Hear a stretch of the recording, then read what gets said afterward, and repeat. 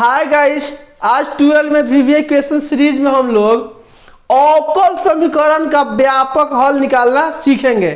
जैसा कि आप लोग जानते हैं कि पिछले लेक्चर में आप लोगों को मैं अवकल समीकरण बताया था। अवकल समीकरण में बताया था कि पहले से ही उसमें dy/dx होगा, ठीक है। तो पहले से उसमें dy/dx होगा और आज जो अवकल समीकरण होगा उसका हम लोग व्यापक हल निकालना सीखेंगे, ठीक है। तो जैसे मान लीजिए क्वेश्चन मैंने बोर्ड पे लिख दिया है, एक अवकल समीकरण है, dy/dx का मान दिया है। अब मैं बोल दिया हूं क्वेश्चन में dy/dx दिखाई दे तो आप समझ जाएंगे कि यह अवकल समीकरण है, ठीक है। तो dy/dx का मान दिया 1 - cos x बटा 1 + cos x। अब कह रहा आप इसका व्यापक हल लिखे, ठीक है। तो जब हम लोग सोल्यूशन करेंगे, इसका सोल्यूशन करेंगे तो पहले लिखेंगे दिया है, क्या दिया है अवकल समीकरण, dy/dx बराबर 1 - cos x बटा 1 + cos x, ठीक है। यह अवकल समीकरण है। यह बात आप लोग कैसे जाने, तो मैं बता दिया हूं कि अगर क्वेश्चन में ही dy/dx दिखाई दे तो क्या होता है, अवकल समीकरण होता है, ठीक है। तो यह एक अवकल समीकरण है। अब एक सूत्र देखें आप लोग, ठीक है।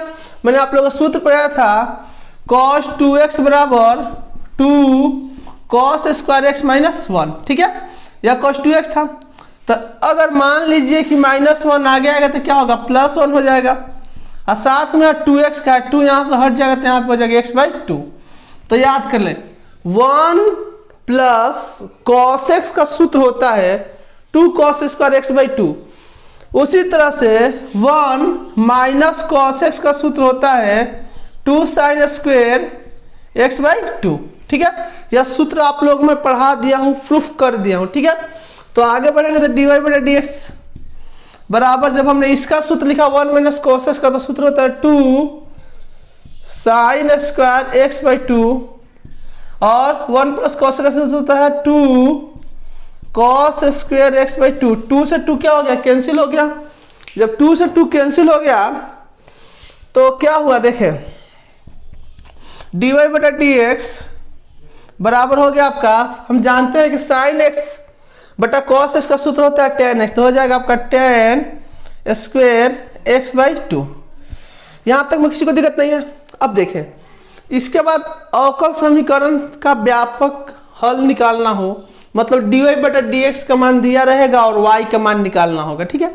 अवकल समीकरण का व्यापक हल का मतलब यही होता है, क्वेश्चन में dy/dx दिया रहेगा और आंसर में y का मान निकालना है, बस, ठीक है। तो अगर आपको व्यापक हल निकालना हो किसी अवकल समीकरण का तो उसका रूल है कि सभी x वाले को एक तरफ कर देंगे और सभी y वाले को एक तरफ कर देंगे, ठीक है। तो इसमें क्वेश्चन में देखें तो सभी y वाले एक तरफ हो जाए, सभी x वाले एक तरफ हो जाए। तो देखना y वाला केवल एक ही है dy, ठीक है।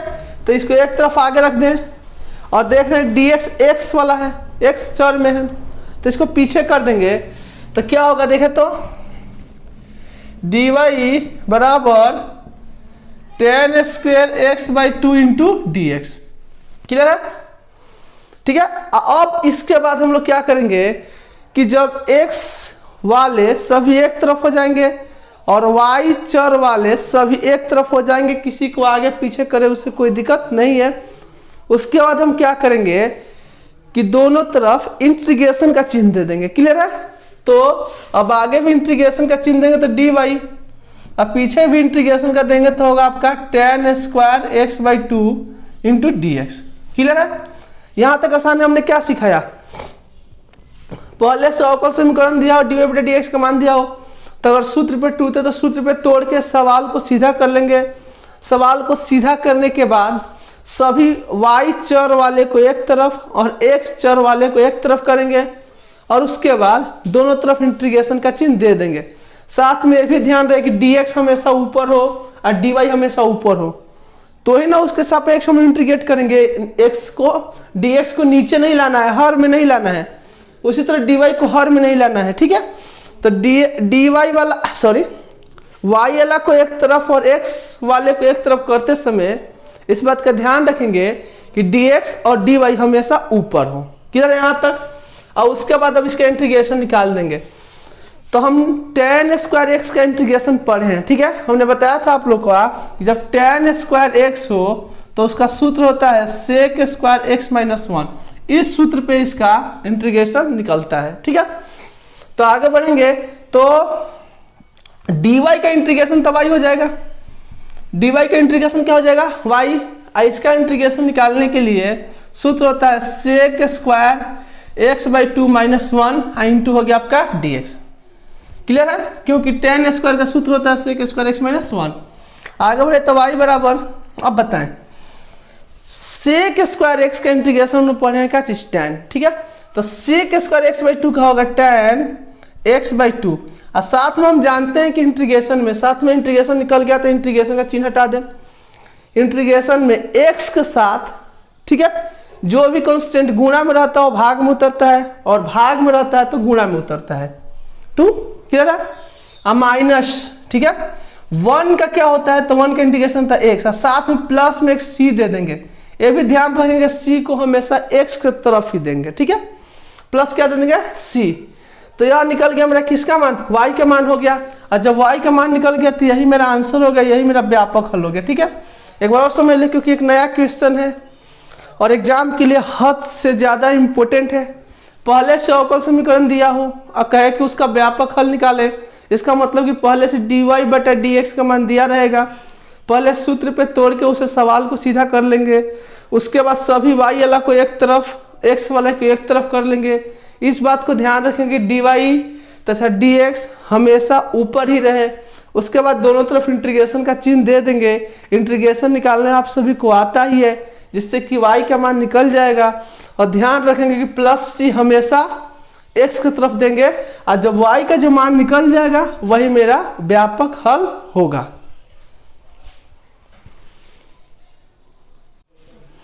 चले एक और क्वेश्चन को देखते हैं। मान लीजिए यहाँ पे अवकल समीकरण दिया है, मतलब dy बटे dx का मान दिया √4 माइनस वाई स्क्वायर, इसका कह रहा है कि व्यापक हल ज्ञात करें, ठीक है।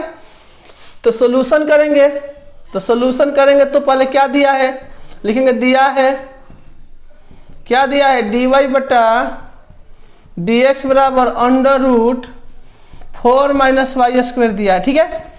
और अवकल समीकरण का व्यापक हल निकालने का मैं रूल बताया हूं कि क्वेश्चन अगर सूत्र पे तोड़े तो पहले सूत्र पे तोड़ के क्वेश्चन को सीधा कर लेंगे, उसके बाद y वाले को एक तरफ और x वाले को एक तरफ करेंगे, ठीक है। तो इसमें क्वेश्चन सीधा ही है, सूत्र पे तोड़ के सीधा करने की जरूरत नहीं है। तो दूसरा रूल हमने क्या बताया था, सभी y वाले को एक तरफ और x चर वाले को एक तरफ करेंगे। ध्यान रखेंगे कि dy तथा dx हमेशा ऊपर हो, मतलब अंश के साथ हो। क्लियर है। तो देख रहे हैं कि यह y वाला है तो आगे ला देंगे, तो क्या हो जाएगा 1/√4 माइनस वाई स्क्वायर, ठीक है, इंटू ये क्या हो गया dy, क्योंकि dy भी y वाला है, आई बाटा में जो dx है पीछे गया तो हो गया क्या चीज dx। देखे हम बोले हैं कि y वाला को एक तरफ x वाला को एक तरफ करेंगे, तो ये y वाला था, तो देख रहे थे कि कुछ नहीं तो बटा में 1 था, इधर आ गया तो भाग में हो गया। dy पहले से ही आगे पड़ा है, और देख रहे हैं कि dx भाग में था पीछे गया तो गुणा में हो गया। तो हमने क्या किया, y वाला को एक तरफ किया, x वाला को एक तरफ किया, ठीक है। उसके बाद हमने बोला कि दोनों तरफ इंटीग्रेशन दे देंगे, ठीक है। तो दोनों तरफ इंटीग्रेशन देंगे तो 1/ हम यहाँ पे, ठीक है, 4 के लिए किसका स्क्वायर कर सकते हैं, 2 के स्क्वायर माइनस वाई के स्क्वायर, ठीक है, इंटू dy अब बराबर इंटीग्रेशन इंटू dx। हमने इंटीग्रेशन दोनों तरफ दे दिया। अब एक हम सूत्र पढ़े हैं कि integration of 1/√1 minus x square बराबर साइन इनवर्स x, क्योंकि हम पढ़े हैं कि d/dx साइन इनवर्स x बराबर d/dx साइन इनवर्स x बराबर है 1/√1 माइनस एक्स स्क्वायर। इसलिए उसका inverse function integration of 1/√1 minus x square बराबर होता है साइन इनवर्स x, ठीक है। यह सूत्र कौन सा नियम था, यहाँ पे 1 का स्क्वायर होता है, 1 का स्क्वायर होता है, ठीक है। और यहाँ पे होता है x/1 होता है, चूंकि यहाँ पे 1 है तो x के बट्टा में 1 नहीं लिखते हैं, क्योंकि लिखे न लिखे वैल्यू क्या है बराबर है। लेकिन अब यहाँ पे अगर दूसरा कोई भी स्क्वायर हो जाएगा, जैसे मान लीजिए यहाँ पे ए स्क्वायर हो जाएगा, तब बट्टा में ए लिखना क्या है, जरूरी है, क्योंकि 1 नहीं भी लिखते हैं तो कोई बात नहीं। लेकिन अब यहाँ पे ए स्क्वायर हो जाएगा तो बट्टा में ए लिखना क्या है, जरूरी है। उसी तरह से अब हो जाएगा सूत्र integration of 1/√2k² - x² into D x बराबर क्या हो जाएगा, साइन इनवर्स x बट्टा, यहाँ पे किसका स्क्वायर है तो 2 का स्क्वायर है तो x/2 हो जाएगा। ठीक है, क्योंकि यहाँ पे 1 रहने पे हम लोग नहीं लिखते हैं, लेकिन 2, 3, 4 दूसरा कुछ रहेगा तो लिखना क्या हो जाएगा, जरूरी हो जाएगा। ठीक है, तो इसका हो जाएगा साइन इनवर्स x/2। तो वही यहाँ पे इंटीग्रेशन जब इसका निकालेंगे तो इसका इंटीग्रेशन क्या हो जाएगा, साइन इनवर्स, यहाँ पे x का स्थान पे y है तो y क्या हो जाएगा 2 बराबर, ठीक है, यहाँ पे क्या है dx है, केवल क्या है dx है, मतलब x के सापेक्ष है, किसके सापेक्ष है, x के सापेक्ष है। तो कुछ नहीं, तो यहाँ पे 1 छिपा है, 1 छिपा है ना। अब 1 का इंटीग्रेशन क्या होता है, तो 1 का इंटीग्रेशन होता है x, क्योंकि x के सापेक्ष है। अगर y के सापेक्ष होता तो वही y होता। तो x हम बोले कि हमेशा c कहाँ लिखेंगे, तब c लिखेंगे x की तरफ, तो प्लस क्या लिख दिए, c लिख दिए। क्लियर है, यह सब थोड़ा कन्फ्यूजन पैदा करता है, इसलिए वीडियो को 1 बार 2 बार देखें। ठीक है, हमको पूरा अनुमान है कि हर हाल में समझ में आएगा। ठीक है, और इस महीना तक आप लोग ऑनलाइन पढ़ाई करें, क्योंकि ऑनलाइन में आप लोग बहुत आगे हैं।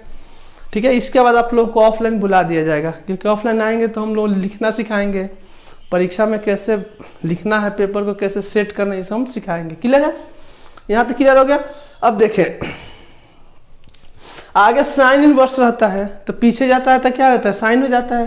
तो क्या लिख देंगे हम लोग, y/2 बराबर साइन क्या चीज, x + c। ठीक है, आगे साइन इनवर्स है तो पीछे हो गया साइन।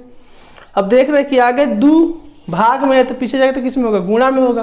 तो क्या होगा, y बराबर 2 साइन x + c। किसका मान निकल गया, y का मान। हमने बोला है कि अवकल समीकरण में dy/dx रहेगा, x वाले को एक तरफ y वाले को एक तरफ करके इंटीग्रेशन निकाल देते हैं तो y का मान निकल जाता है। और यही जो y का मान निकलता है यही अवकल समीकरण का व्यापक हल होता है।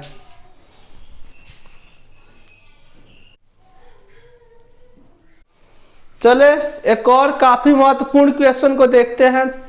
मान लीजिए दिया है कि अवकल समीकरण sec² x tan y × dx plus sec² y tan x × dy बराबर 0 का व्यापक हल लिखे। काफी महत्वपूर्ण क्वेश्चन है। जब सोल्यूशन करेंगे तो पहले दिया है उसको लिखेंगे।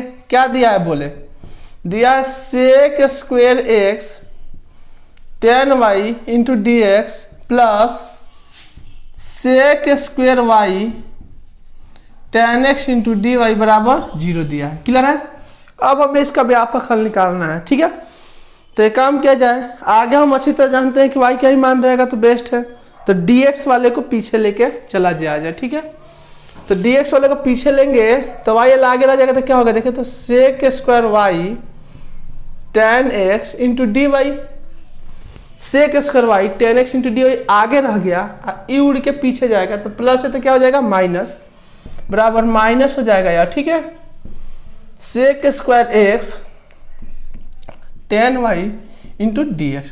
हमने कुछ भी किया ही नहीं, देखें हमने किया क्या कि dy वाला को आगे रहने दिया और dx वाले को उड़ा के पीछे लेके चले गए। पहला रूल हम जानते हैं कि सभी y वाला को एक तरफ, सभी x वाले को एक तरफ करेंगे। क्लियर है, तो हम देख रहे हैं कि इधर tan y है। ठीक है, तो इसको आगे ला देंगे और देख रहे हैं कि इधर sec² y है तो इसको पीछे लेके चले जाएंगे। ठीक है, मतलब जाती जाती की एक तरफ, सॉरी इधर tan x है तो इसको पीछे लेके चले जाएंगे। ठीक है, तो आगे y वाला को रहने दिया जाए, पीछे x वाला को लेके चला जाए तो y वाला रहेगा तो क्या होगा, sec² y × dy, और पीछे जब tan y आएगा तो बट्टा में क्या हो जाएगा, tan y बराबर माइनस पहले से क्या है sec² x × dx, और देख रहे हैं कि tan x गुणा में पीछे जाएगा तो बट्टा में क्या हो जाएगा, tan x। देखिए कितना सिंपल था। हमने क्या किया, y वाला को एक तरफ, x वाले को एक तरफ। अब सभी y वाले एक तरफ हो गए, x वाले एक तरफ हो गए। ठीक है, यहाँ तक तो क्लियर है। तो पहले दोनों तरफ इंटीग्रेशन का चिन्ह देंगे। इंटीग्रेशन क्या होगा आपका, sec² y बटा tan y × dy, पीछे होगा माइनस सेक स्क्वायर एक्स बटा ten x into D x. ठीक है, अब इसका इंटीग्रेशन निकालने सबको आता है। एक बार और रूल समझ ले। ठीक है, अगर इंटीग्रेशन ऐसा हो, ऊपर एफ डैश एक्स हो और नीचे क्या हो एफ एक्स हो, ठीक है, इंटू डी एक्स हो, या इस तरह का इंटीग्रेशन हो कि नीचे कोई फंक्शन हो और ऊपर उसका डी बाई डी एक्स हो। जैसे नीचे टेन एक्स हो तो टेन एक्स का डी बाई डी एक्स क्या होता है, ऊपर सेक स्क्वायर एक्स हो, नीचे साइन एक्स हो तो ऊपर कॉस एक्स हो। ठीक है, नीचे एक्स स्क्वायर हो तो ऊपर 2x हो, मतलब नीचे फंक्शन हो ऊपर उसका डी बाई डी एक्स हो। ठीक है, तो उसका याद कर इंटीग्रेशन होता है लॉग एफ एक्स। क्या होता है, लॉग एफ एक्स प्लस सी।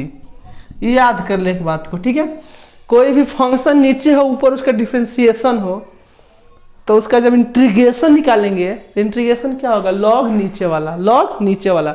इसको याद कर लेंगे तो काफ़ी आसान हो जाएगा। क्लियर है, तो इसी पे देख लें। आपको अच्छी तरह जानते हैं कि D by D Y ten Y का होता है सेक स्क्वायर वाई। तो नीचे फंक्शन है ऊपर उसका डिफरेंशिएशन है तो क्या होगा इसका, लॉग टेन वाई बराबर माइनस का तो माइनस हो गया। अब देखिए आप लोग उसी तरह D by D x ten x का होता है सेक स्क्वायर एक्स, मतलब नीचे क्या है, नीचे फंक्शन है और ऊपर उसका क्या है डिफरेंशिएशन है।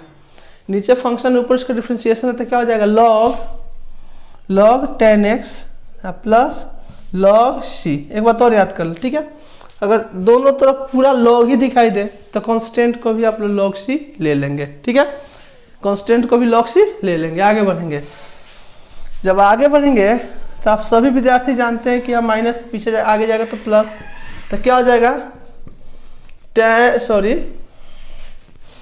Log ten Y plus log ten X बराबर हो जाएगा लॉग सी बचा।